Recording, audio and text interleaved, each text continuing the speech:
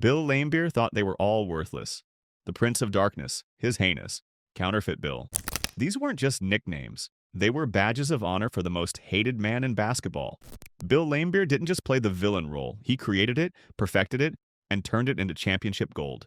While other players wanted to be loved, Laimbeer wanted to be feared, and he succeeded beyond anyone's wildest imagination. April 19th, 1990. Detroit Pistons versus Philadelphia 76ers. The game was almost over when chaos erupted. Charles Barkley and Bill Laimbeer threw punches at each other right there on the court. This wasn't a little shove or heated words. This was an all-out brawl with fists flying and bodies crashing. When the dust settled, the NBA handed down some of the heaviest fines in league history. Both Laimbeer and Barkley got slapped with a $20,000 fine and a one-game suspension. Scott Hastings got hit with $10,000 for leaving the bench. Even Isaiah Thomas paid $7,500 for his part in a separate incident that sparked the whole mess. The league wasn't playing around anymore. They were done with this kind of violence, and Bill Laimbeer was right in the middle of it all. But here's the thing about Laimbeer. He wasn't just some out-of-control thug throwing punches for fun. Everything he did was calculated. The Pistons had a defensive strategy called the Jordan Rules. After Michael Jordan dropped 59 points on Detroit in April 1988, Coach Chuck Daly sat down with his assistants and came up with a plan. They weren't going to let Jordan beat them anymore. The goal was simple: physically challenge him, vary the defenses, throw him off balance, make him work on both ends of the court, wear him out. Laimbeer was the enforcer of this system. The rule was clear. Anytime Jordan went by you, nail him. If he came off a screen, nail him. When Jordan was at the point, force him left and double team immediately. On the left wing, bring an instant double from the top. On the right wing, use a slow double. In the box, send a big player like Laimbeer to rough him up. The threat was constant. Jordan never got comfortable. He never relaxed into his usual patterns. And Jordan himself admitted the Pistons succeeded in messing with his game during the 1988 Eastern Conference semifinals. The strategy worked. Now, before we keep going, hit that subscribe button and drop a comment below. Who do you think had the most heated rivalry with Bill Laimbeer? Was it Jordan, Bird, Barkley, or Parrish? Let me know what you think, because these feuds defined an entire era of basketball. The rivalry with Michael Jordan went beyond one playoff series. This was years of hard fouls, trash talk, and pure hatred. Laimbeer took the liberty of being incredibly physical with Jordan every single time they matched up. It wasn't personal for Laimbeer. It was business. His philosophy was crystal clear. Jordan was not going to beat us. That was the Jordan rules. Anybody but him could score. Laimbeer would rather let any other player on the Bulls go off than give Jordan an easy night. He accepted that Jordan might average 32 points per game like he did in the 1990 series. The long-term goal was psychological attrition. Break him down mentally, make him exhausted, eventually get the victory. And the strategy had another layer. When Jordan guarded a Pistons player on offense, that player immediately passed the ball. Why? To force Jordan to work hard on both ends of the court. Laimbeer was a potent inside scorer and rebounder with high efficiency. He shot almost 50% from the field and 84% from the free throw line.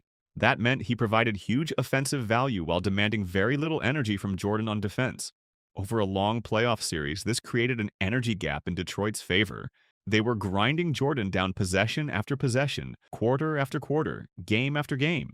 But Michael Jordan wasn't the only superstar who despised Bill Laimbeer. Larry Bird absolutely hated him. This rivalry was intensely personal. Bird openly expressed his hatred for Laimbeer's playing style.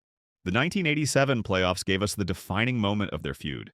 During a game, tensions boiled over and Laimbeer body-slammed Bird to the floor. Both players got ejected immediately. This wasn't just Laimbeer going after a regular opponent. This was him challenging the established league hierarchy. Larry Bird was one of the most respected and revered superstars in basketball. Nobody messed with Larry Legend except Bill Laimbeer. He showed everyone that even the biggest names weren't safe from the Pistons' relentless physical mandate. Then there was Robert Parrish, the Chief, a Boston Celtics legend known for his calm demeanor and professional approach. Laimbeer pushed him past his breaking point. In Game 4 of the 1987 playoffs, Laimbeer had already racked up 4 personal fouls with his rough play.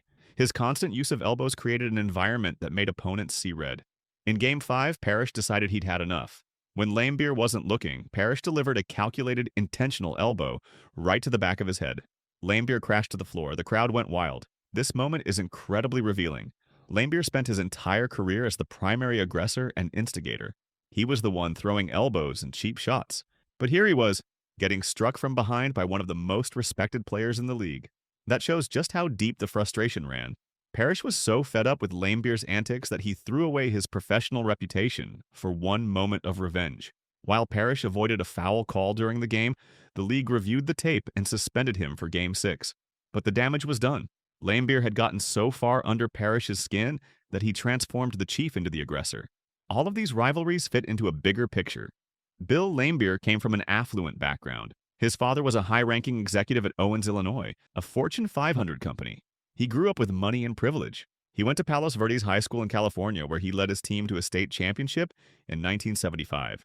Then he attended Notre Dame, but his college career hit a snag when he flunked out after his freshman year. He spent 2 semesters at Owens Technical College to get his grades back up before returning to Notre Dame. In 1978, he helped the Fighting Irish reach the Final Four. This background is important because it shaped how people viewed him. Fans and rivals saw his roughneck playing style as fake. They called him Counterfeit Bill because they didn't believe his toughness was real. To them, he was just a rich kid pretending to be a street fighter. That made the hatred even more intense. It wasn't just about what he did on the court, it was about who he was off it. The Cleveland Cavaliers drafted Laimbeer in the 3rd round of the 1979 NBA draft. Before his NBA debut in October 1980, he spent a season playing professionally in Italy with Basket Brescia. That experience in European basketball was crucial. European leagues traditionally allowed more intense, non-whistled contact. Playing there conditioned Laimbeer to operate at the edges of what officials would allow. When he came back to the NBA, he knew exactly how far he could push before getting called for a foul. During his time with the Cavaliers, Laimbeer appeared in 131 games. He scored 1,125 points and grabbed 970 rebounds. Those are decent numbers, but nothing special. His true potential wasn't unlocked until 1982 when he got traded to the Detroit Pistons. Under coach Chuck Daly, everything clicked. The Pistons gave him the perfect system to maximize his unique combination of skill and physicality. And here's what people forget.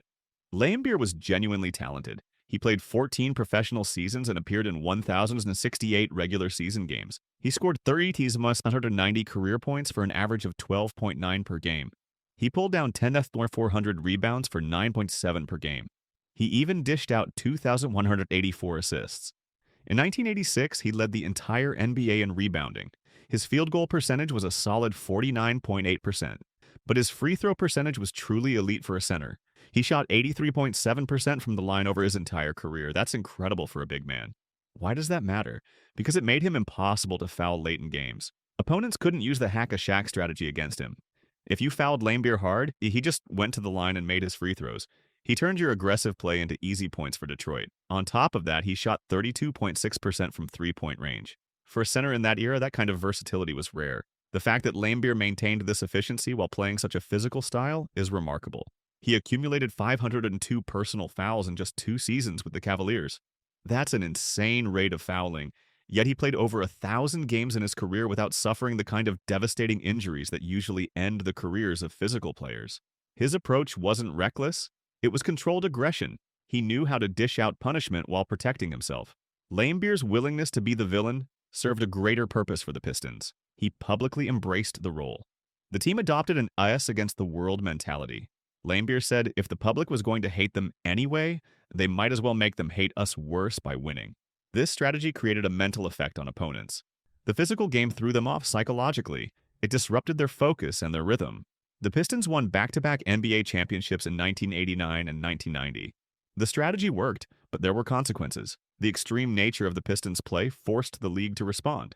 After Detroit's success, other teams like the Knicks adopted this brutal type of play. The NBA eventually implemented rule changes designed to reduce physicality, so teams would have more offensive freedom. The league clarified and intensified how officials called contact. They wanted to move away from the style of basketball the bad boys had perfected.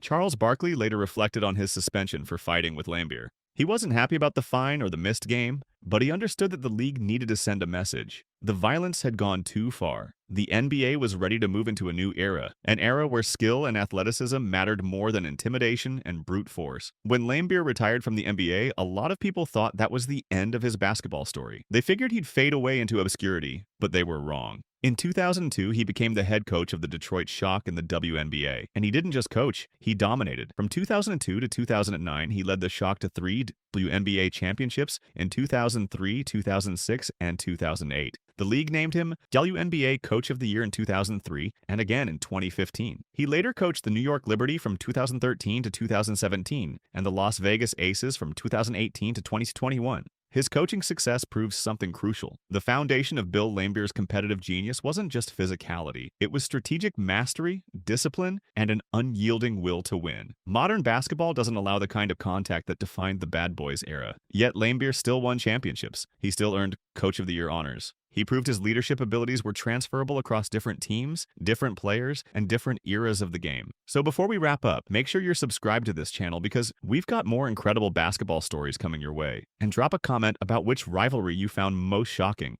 Bill Laimbeer was the essential, calculated villain the Detroit Pistons needed to win championships. His elite free throw shooting made him valuable in clutch situations. His rebounding dominance secured his position as a starting center. But it was his deliberate psychological warfare that gave the Pistons their mental advantage. He embraced the hatred, he leaned into it, and he used it to fuel 2 championship runs that changed basketball forever. His career forced the NBA to reassess how physical the game should be. The rules changed because of him. The era of sustained, unchecked contact ended because Bill Laimbeer pushed it too far. His legacy isn't just the players he fought, it's the permanent impact he had on how basketball is played today.